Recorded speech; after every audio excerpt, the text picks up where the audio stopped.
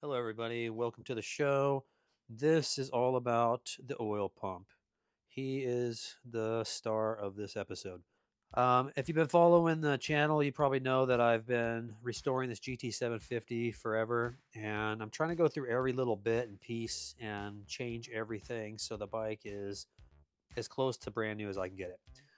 When I went on the internet to find videos about how to do this or other people doing it, I wasn't able to find anything. And that seems kind of odd because every GT750 has one of these.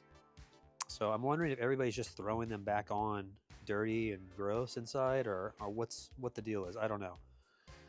The shop manual has a schematic little area about the oil pump. If you want to take any screenshots of that, I'll go through that way.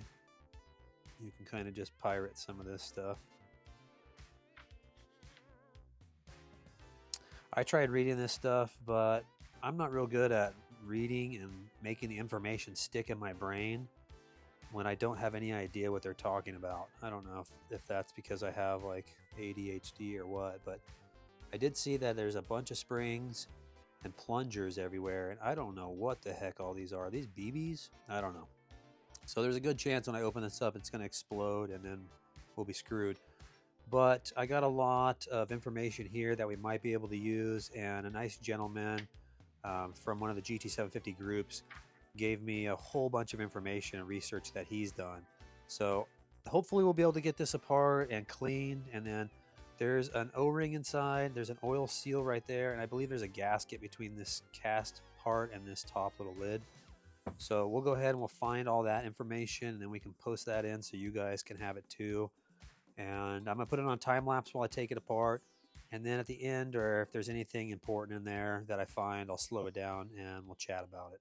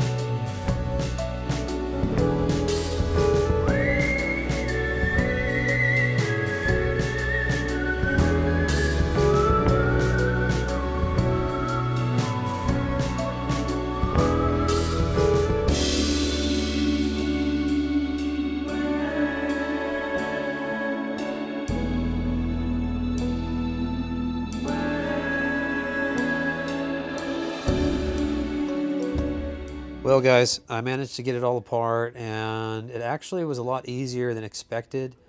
Although I'm left very confused because, as per usual, the manual shows that there's supposed to be 3 of these little dowels, and they're put into 3 springs that go into that cylinder that has 6 holes. Okay, that all makes sense. There's the cylinder.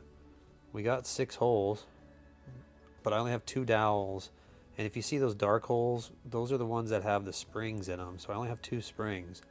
So I had assumed I'm missing one, but when we come to the other side, you can see that 4 of those holes wouldn't accept a spring because they would just shoot out. So this one seems to only be made to hold 2.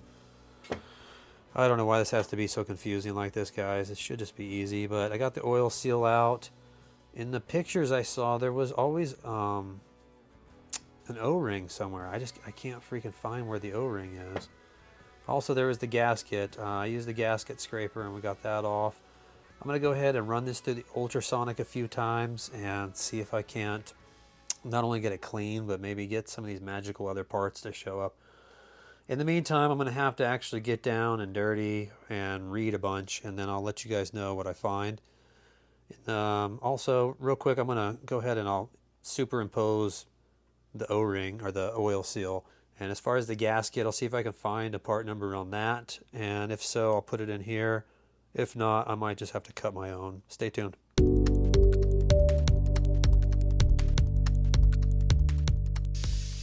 All right, I got all that finished up. I got everybody clean and dried. Unfortunately, my air compressor regulator is going out, so it's making a ton of noise. After I got everything all rinsed off with hot water. I brought most of these pieces out here and sprayed them with the air hose until they were really dried out. And then I still cooked them in the toaster oven for a little bit.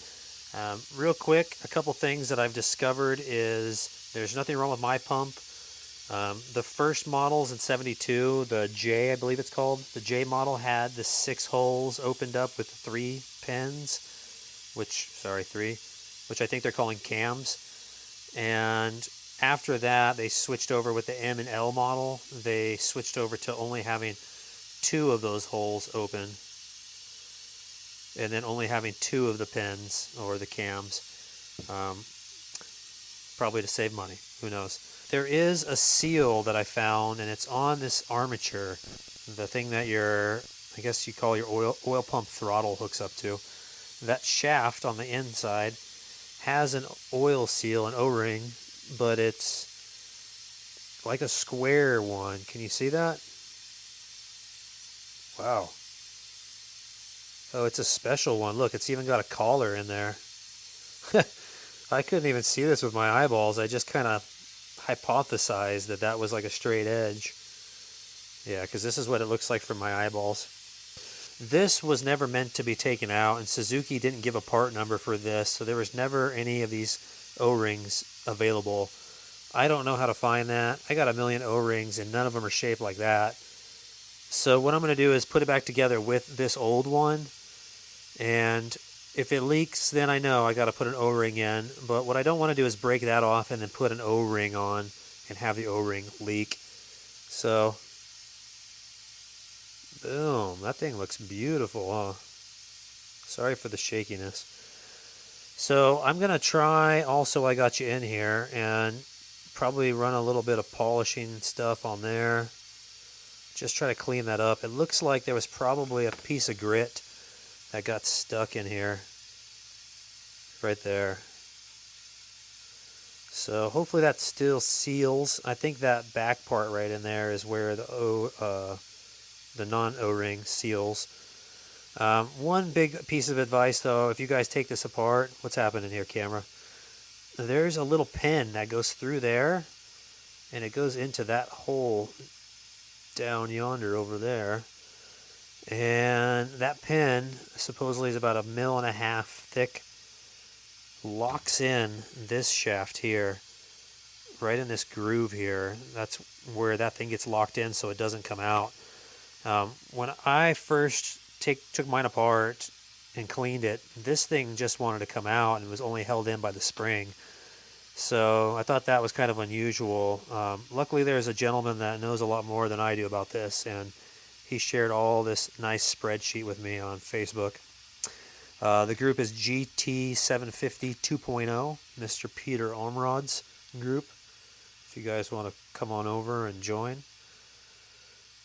Anyways, guys, that's what I found out. I also found out that the ladder model, I think it's called the A and the B's, they have a little bit taller pump, but all the different 3 pumps can be interchanged on any model. The only real difference is the ones that have the CV carb, the LM and the AB models all have this linkage that connects up to this guy up at the top. Whilst the J one with its beautiful slide carbs, sorry, I shouldn't have done that hand motion, they all have a cable, a throttle cable that goes on there. So let me go ahead and buy the par for this, and I'm going to polish this up a little and some of these pieces, fancy them up.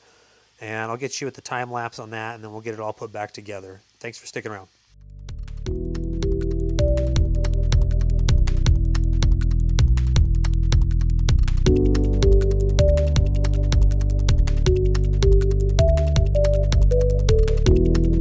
All right, guys, my gasket arrived. We got our oil seal. We're all ready to put everything back together. Best of all, I was able to find that little locating pin. It was in the bottom of my ultrasonic. I took a magnet and I ran it through and I found it. Luckily, I had the idea that it might have just vibrated out when it was in the ultrasonic. So, and in case you don't know what I'm talking about, it's the one that sits in that groove and locks in that armature. And anyways, guys, I'm going to jump into the time lapse, and at the end, we'll slow it down in real time, and I'll go ahead and manually pump the pump, and we'll see if it all works. Stick around.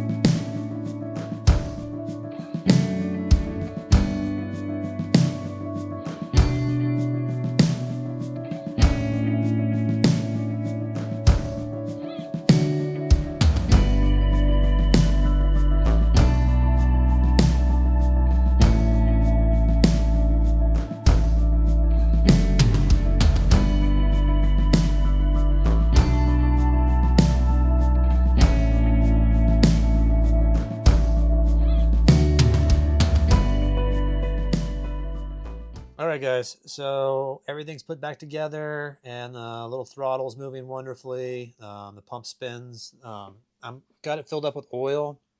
I'm going to top it off a little bit more here. And what we're going to do is use this little ice pick tool, and it spins. When you're looking down at it, it looks counterclockwise, or if you're looking at it, it looks clockwise.